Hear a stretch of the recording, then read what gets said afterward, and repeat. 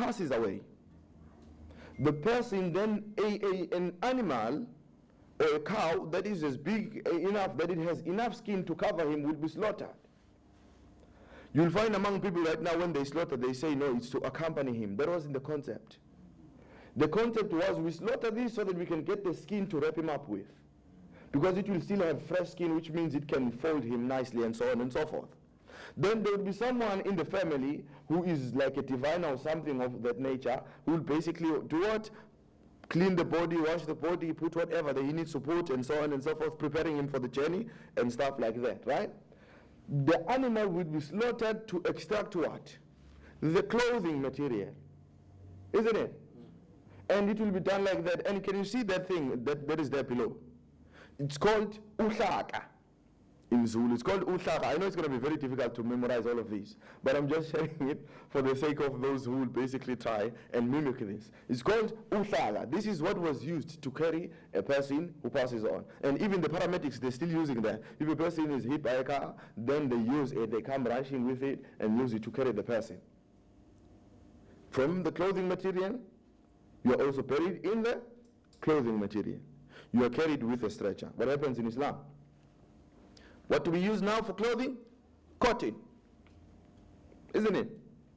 That is why we are wrapped in cotton. Why? Because that is what we are currently using for what? For clothing. Can you see that? Which means the principle was whatever you used to use for clothing, you could also use to wrap a person before you bury them. The idea of coffins came later on when there were mortuaries and everything like that, which is why I would like to add the fact that among the Zulu tradition, one of the things, and other traditions, even the Xhosas too, a person wouldn't stay for long, for about a week before they're buried. They will be buried as soon as death is confirmed. And this is one way they used to use to confirm that a person is deceased. You see what happens when a person dies, his brainstem, once it shuts down, it also causes, you know, like the veins that are connected to the eyeball. It causes them to constrict, which means they shrink. And it pulls the eyeball back, which means that once your socket seems deeper than normal, then you're confirmed deceased. Because there wasn't any much material or machineries that would connect it to you so that you can basically say, okay, this person is unconscious and so on and so forth. So they will only wait on that occasion and also of sending the information to whoever, and also the digging of the graves, which must have taken quite some time because there weren't big pickaxes and everything like that. So it would take very much some time to dig such graves. But the issue is, a person as soon as is confirmed dead, preparations for burial will take place right away, and also people who are supposed to know and be informed, they'll be informed. While in waiting for the grave to be dug, once that is done, that the diviner is there as well to prepare the body, the person is ready to be buried. People, when you tell them about the concept of Islam being buried the same day you pass on, they freak out.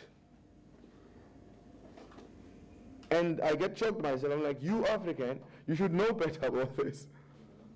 We should be teaching other nations, maybe we used to burn their people, or we used to put them in a boat and then push the boat in the seas, or something like that. We should be the ones teaching them as African people and say, listen, this is how burial used to be done. But people, you tell them about burial being buried the same day, they're like, hey, no, I have to wait for a week. The question is, what are you waiting for?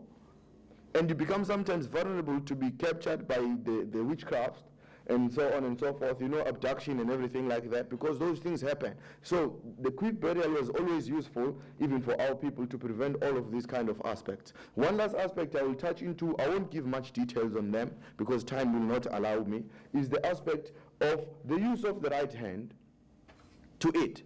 Our tradition was you can never, that is why this hand, the right hand, is called isandla sokudla, which can be literally translated to the hand for eating. And Islam puts a lot of emphasis on using your right hand for eating, isn't it? And the left hand is called isandla sokhohlo, or sokunxele, or sangasese, which means the left hand, or the hand for ngasese. Ngasese means, right, where you do your whatever party you're doing, right? It was regarded like that because it was a concept that was there. And our people find it very strange right now.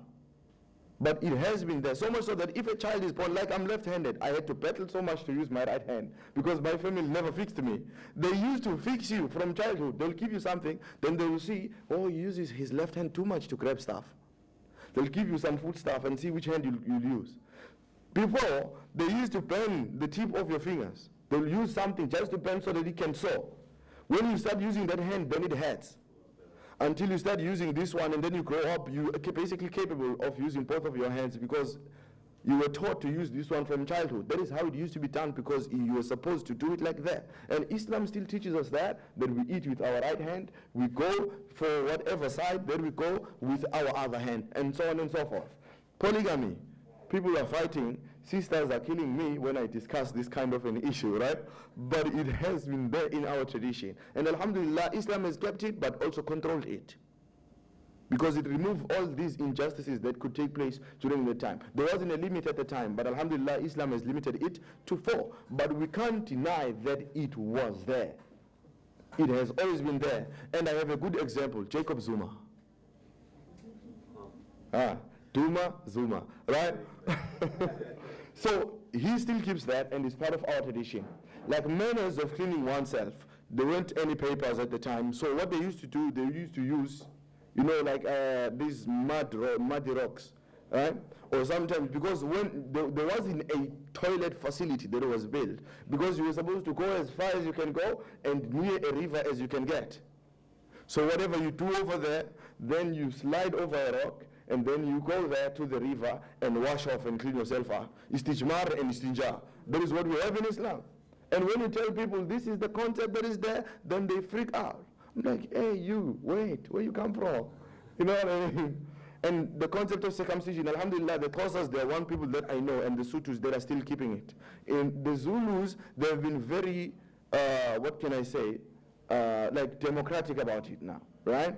But alhamdulillah, also the health departments, they're trying to emphasize more on it, and they're trying to basically increase the awareness of it, but it has been there as a tradition among other traditions. This is just few aspects that I wanted to share with you that I hope inshallah you can also introduce to other people of an African background for the sake of making them understand Islam is not a new thing.